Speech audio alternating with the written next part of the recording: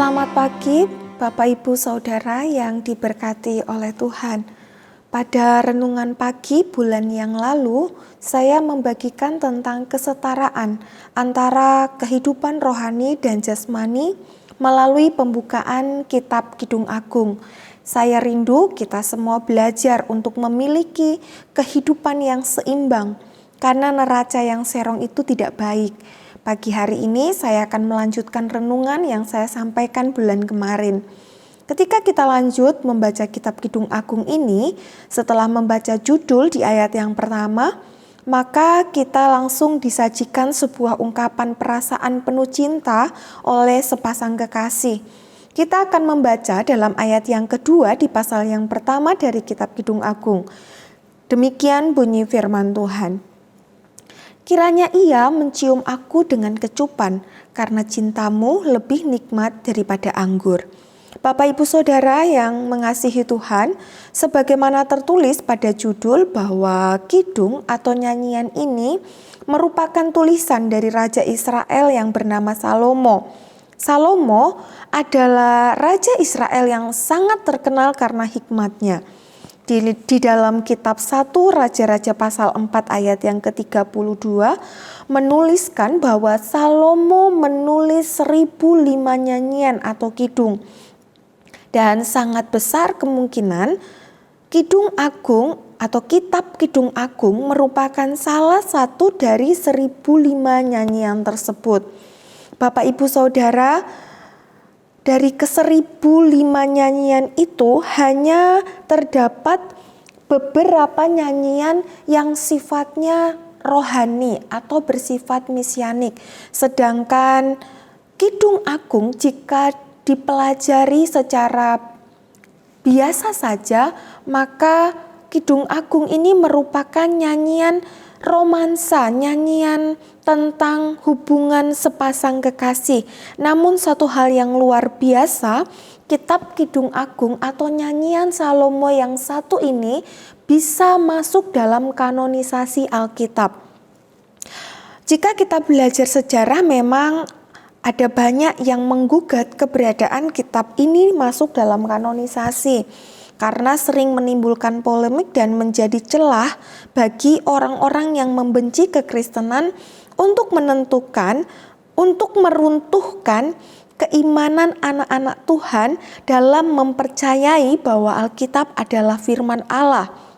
Namun saya percaya bahwa jika kitab ini masuk dalam kanonisasi adalah merupakan karya Allah sendiri untuk menyatakan perasaannya kepada umatnya. Nyanyian yang ditulis oleh Raja Salomo ini adalah nyanyian untuk kekasihnya, yaitu seorang gadis sulam, sebagaimana tertulis dalam pasal 6 ayat yang ke-13 dari kitab Kidung Agung. Dan dari nyanyian ini kita dapat melihat satu hubungan yang sangat intim. Kitab Kidung Agung merupakan gambaran hubungan Tuhan dengan umatnya. Kita banyak membaca penggambaran hubungan ini di dalam kitab nabi-nabi, di mana Tuhan menggambarkan dirinya sebagai seorang suami dan Israel sebagai istrinya. Bahkan di dalam Perjanjian Baru kita pun menemukan bahwa Yesus menggambarkan dirinya sebagai pengantin laki-laki.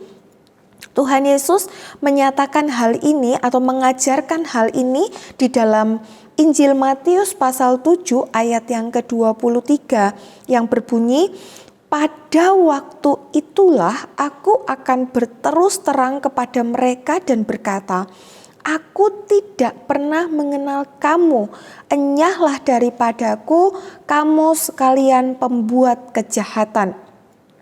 Kata yang digunakan untuk menulis "aku tidak pernah mengenal kamu" di dalam bahasa Yunani adalah kata yang menyatakan satu hubungan pernikahan.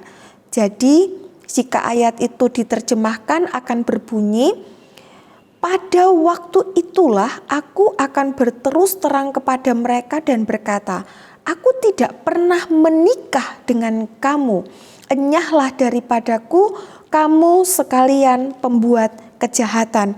Dari hal ini sangat jelas bahwa hubungan kita dengan Allah kita adalah satu hubungan yang intim. Tanpa hubungan yang intim, Tuhan tidak menerima kita.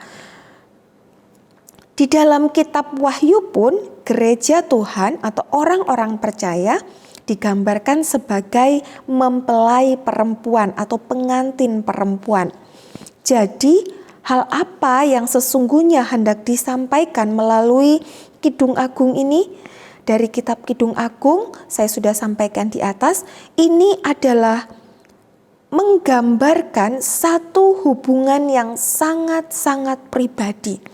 Bapak, Ibu, Saudara yang mengasihi Tuhan, menjadi Kristen bukan soal pergi ke gereja, bukan soal membaca Alkitab, atau soal kita memberi persembahan, persepuluhan, atau menjadi donatur yang hebat bagi pekerjaan-pekerjaan misi gereja.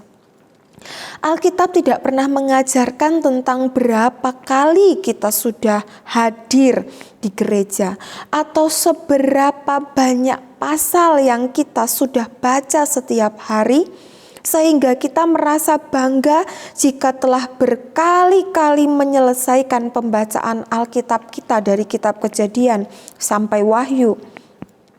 Di dalam Yohanes 21 ayat 15 sampai 17, dalam kisah itu dinyatakan bahwa Yesus bertanya kepada muridnya Petrus bahwa apakah Petrus mengasihi Yesus. Ada satu hal penting yang dapat kita pelajari, Bapak, Ibu, Saudara yang mengasihi Tuhan, bahwa apa yang ditanyakan oleh Tuhan Yesus kepada Petrus, demikian juga ditanyakan kepada kita. Apakah kita mengasihi Dia? Kekristenan itu adalah di mana kita tinggal dalam hubungan kasih dengan Tuhan kita.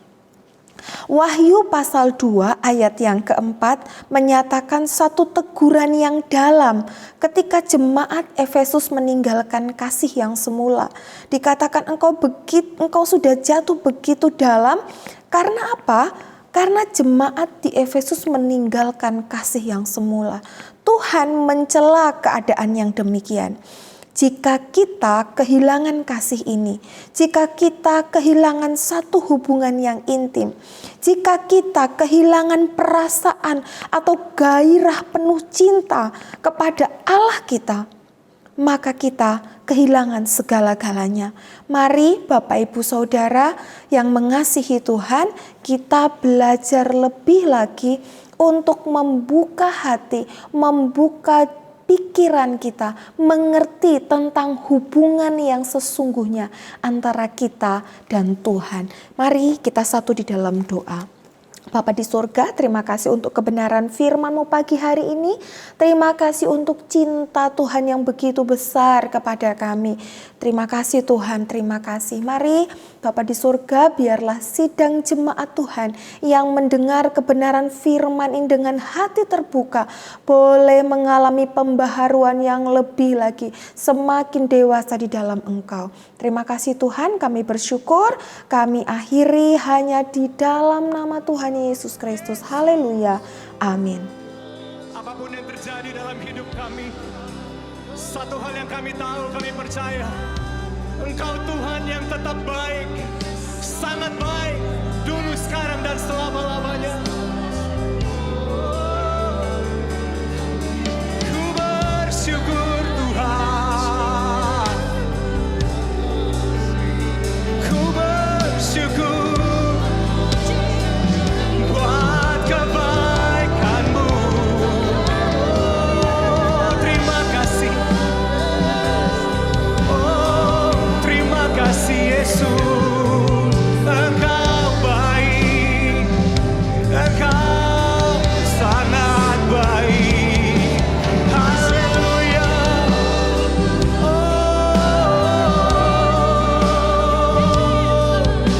Engkau baik bagiku, Engkau baik bagiku. Terima kasih Tuhan, Terima kasih Yesus. Berikan tepuk tangan buat Tuhan kita yang baik.